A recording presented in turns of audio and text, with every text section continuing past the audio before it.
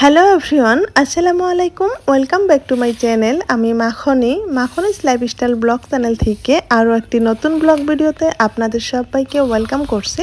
দেশ ও দেশের বাহিরে যে যেখান থেকে আমার ভিডিওটি দেখা শুরু করেছেন, আই হোপ সবাই সুস্থ আছেন, নিরাপদে আছেন। আমরাও আলহামদুলিল্লাহ ভালো আছি। বরাবরের মতো আরও একটি নতুন ব্লগ ভিডিও নিয়ে আপনাদের মাঝে হাজির হয়েছি। আশা করছি আপনাদের থেকে আমার আজকের ভিডিওটি অনেক বেশি ভালো লাগবে। আমার সকল ভালোবাসার মানুষদের প্রতি অনেক অনেক শ্রদ্ধা, সম্মান এবং অনেক অনেক ভালোবাসা জানিয়ে আমার আজকের ভিডিওটি শুরু করলাম।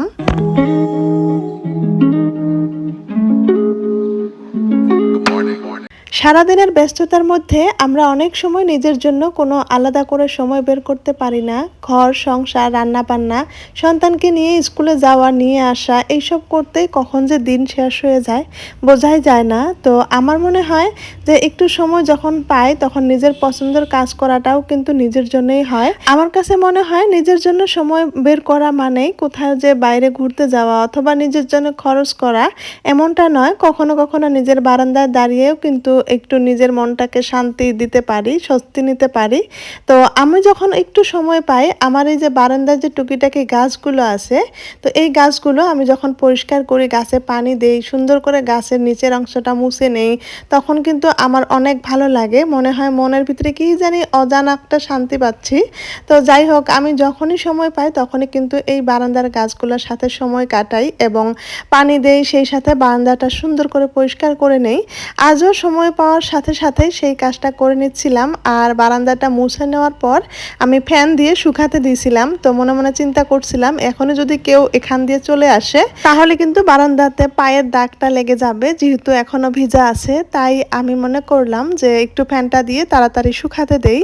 তো যাই হোক, দিনের বেলা আর কোনো ভিডিও করতে পারি নাই। ইদানিং আমি অনেক অনেক ব্যস্ত থাকি। ইদানিং বলতে গেলে ভুল হবে, গত 6 মাস ধরেই কিন্তু অনেক ব্যস্ত। তো যাই হোক, আপনাদের সঙ্গে একদিন আমি ডিটেলস শেয়ার করব, কোথায় যাই, সারাদিন কোথায় থাকি, অবশ্যই একদিন শেয়ার করব। তো আজকে একেবারে রাতের বেলা চলে আসলাম। এখন কিন্তু রাতের রান্না করে নিচ্ছিলাম। দিনের বেলা যেহেতু আমার হাতে সময় নেই, তাই কিন্তু বেশিরভাগ সময় রাতেই সব কিছু আমার করতে হয়। তো যাদের দিনের সময় নেই তারা কিন্তু অবশ্যই রাতে 1 ঘন্টা অথবা 2 ঘন্টা সময় হাতে নিয়ে সংসারের কাজগুলো যদি সুন্দর করে করা যায় তাহলে কিন্তু দিনের বেলা কাজের চাপটা অনেক কম থাকে। তো যাই হোক, মুরগির মাংস নিয়ে এসেছিল। তো মুরগির মাংসটা ভালো করে ধুয়ে পরিষ্কার করে নিয়েছি অফ ক্যামেরাতে। এখন কিন্তু আমি রান্না করে নিচ্ছিলাম। সাথে ছোট মাছও নিয়ে এসেছিল। ছোট মাছ নিয়ে আসলে আমি কিন্তু সব সময় এভাবে হাতে মাখিয়ে চটচটি বানাই। তো আপনারা অবশ্যই আগে থেকেই যারা আমার ভিডিও দেখেন তারা জানেন, ছোট মাছ নিয়ে আসলে আমি কিন্তু এই পেঁয়াজ মরিচ সুন্দর করে ছোট ছোট করে কেটে নিয়ে হাতে মাখিয়ে রান্না করি। এতে করে ছোট মাছ খেতে কিন্তু অনেক বেশি মজা লাগে।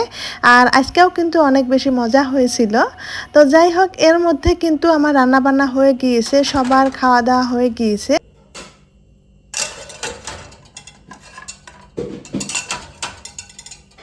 এখন রান্নাঘরে যা যা বাড়তি কাজ আছে সেই কাজগুলো করতেই চলে এসেছি। তো প্রতিদিন যা করি তাই আপনাদের সঙ্গে একটু একটু শেয়ার করার চেষ্টা করি। প্রতিদিন যেহেতু ভিডিও শেয়ার করতে পারি না, একদিন ভিডিও করি, একদিন এডিটিং করি, তারপরের দিন হয়তো শেয়ার করি। এভাবেই আপনাদের সঙ্গে ভিডিও শেয়ার করি। জানি না আপনাদেরকে কতটুকু ভালো লাগাতে পারি। আসলে দর্শকের পছন্দ মতোই ভিডিও বানাতে লাগে, তো সেই মতো তো ভিডিও বানাতে পারি না। তার জন্য হয়তো আপনাদের কাছে তেমন একটা পছন্দও হয় না। তো যাই হোক, আমার ভালো লাগে ভিডিও করতে। মাঝে মাঝে সময় পালে আপনাদের সঙ্গে ভিডিও শেয়ার করি, তাই আপনাদের মাঝে মাঝে মাঝে ভিডিও নিয়ে আসি। তো যখন হয়তো একেবারেই পাবো না তখন হয়তো আর ভিডিও শেয়ার করা হবে না। তো যাই হোক, আপনারা যারা ভালোবেসে আমার ভিডিওটা এই পর্যন্ত দেখে এসেছেন অবশ্যই একটা লাইক দিয়ে ভিডিওটি কন্টিনিউ করবেন। আর যদি আমার চ্যানেলে আজ আপনি নতুন হয়ে থাকেন, আমার চ্যানেলটি সাবস্ক্রাইব করে আপনার সঙ্গেই রেখে দিতে পারেন। আর যদি আমার ভিডিওর কোনো অংশ একটু আপনাদের কাছে ভালো লাগে তাহলে অবশ্যই একটা সুন্দর করে কমেন্ট করে যাবেন। এতে করে আমার অনেক বেশি ভালো লাগবে। আপনাদের সুন্দর একটা কমেন্ট আমার নতুন একটা ভিডিও বানানোর জন্য উৎসাহিত করে। তো তাই আশা করছি আপনারা ছোট্ট একটা করে কমেন্ট করে যাবেন। আপনারা যারা আমার মতো করে সংসার সামলান তারা নিশ্চয়ই জানেন যে খাওয়া দাওয়া শেষ মানেই কিন্তু দিনের সব কাজ শেষ তা নয়, বরং দেখা যায় খাওয়া দাওয়া শেষ হওয়ার পর রান্নাঘরে আবারও নতুন করে অনেক কাজ শুরু হয়। তাই আজ আমি খাওয়া দাওয়া শেষ করার পর 1 ঘন্টা হাতে নিয়ে রান্নাঘরের কাজগুলো করে নিচ্ছিলাম। তো প্রতিদিনই এইভাবে করে নেই। তো বাসনপত্র গুছিয়ে রাখা, রান্নাঘর পরিষ্কার করা, যেগুলো জিনিস এদিক সেদিক হয়ে আছে সেগুলো ঠিকঠাক করে রাখা, এই ছোট ছোট কাজগুলো করতে করতে যে অনেকটা সময় চলে যায় বোঝাই যায় না। দেখা যায় এই ছোট ছোট কাজগুলোর মাঝেই কিন্তু অনেক সময় আবার শান্তি পাওয়া যায়। তো যখন কাজগুলো করি তখন হয়তো বোঝা যায় না, রান্নাঘর থেকে গিয়ে আবারও যখন রান্নাঘরে চলে আসি কাজ শুরু করি তখন কিন্তু অনেক বেশি ভালো লাগে। সব কিছুই কিন্তু পরিষ্কার পরিচ্ছন্ন লাগে, দেখা যায় সুন্দর গুছানো দেখা যায়। এতে করে কিন্তু মনটা অনেক ভালো লাগে, নতুন করে কাজ করার জন্য উৎসাহ পাওয়া যায়। দেখা যায় সকালবেলা ঘুম থেকে উঠে যদি পরিষ্কার পরিচ্ছন্ন একটা রান্নাঘর দেখতে পাই তাহলে কিন্তু মনটা অনেক ভালো লাগে, আর সকালটা কিন্তু সুন্দর একটা পরিবেশের দিয়েই শুরু হয়। তাই সবসময় চেষ্টা করি যতই ক্লান্ত থাকি না কেন রাতের কাজগুলো রাতেই সব কিছু করে রান্নাঘর সবসময় পরিষ্কার রাখার চেষ্টা করি। এটা শুধু এখন নয়, আমি একদম বিয়ার প্রথম থেকেই কিন্তু এভাবে কাজগুলো করি। আগে হয়তো কখনো ভিডিও শেয়ার করি নাই, কিন্তু এই অভ্যাসটা আমার আগে থেকেই। মাঝে মাঝে তো আমার হাজব্যান্ড অনেক রাগ হয় যে তুমি কি রাত করে ঢুকঢাক করে থাকো। তো মাঝে মাঝে হাসিও পায়, মাঝে মাঝে অনেক বেশি রাগও হয়।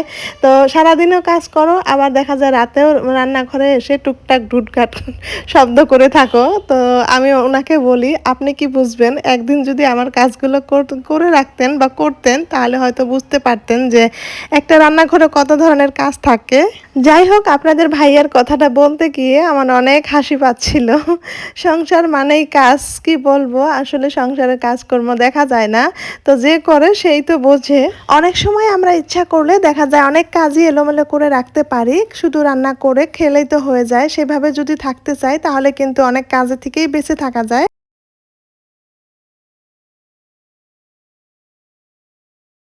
আমার মনে হয় যারা পরিষ্কার পরিচ্ছন্ন থাকতে চায় তাদের কাছ থেকে কোনো রেহাই নেই, কাছ থেকে কোনো বিরত থাকার কোনো উপায় নেই। তো পরিষ্কার পরিচ্ছন্ন থাকতে গিয়েই কিন্তু এত এত কাজ বের হয়। যারা আসলে সংসারটাকে পরিষ্কার পরিপাটি করে রাখতে চায়, গুছিয়ে রাখতে চায়, আসলে তাদের কাছ থেকে কোনো রেহাই নেই। আর যারা পরিষ্কার পরিপাটি করে রাখতে পছন্দ করে তাদের কাজ করতে কোনো অসুবিধাও লাগে না।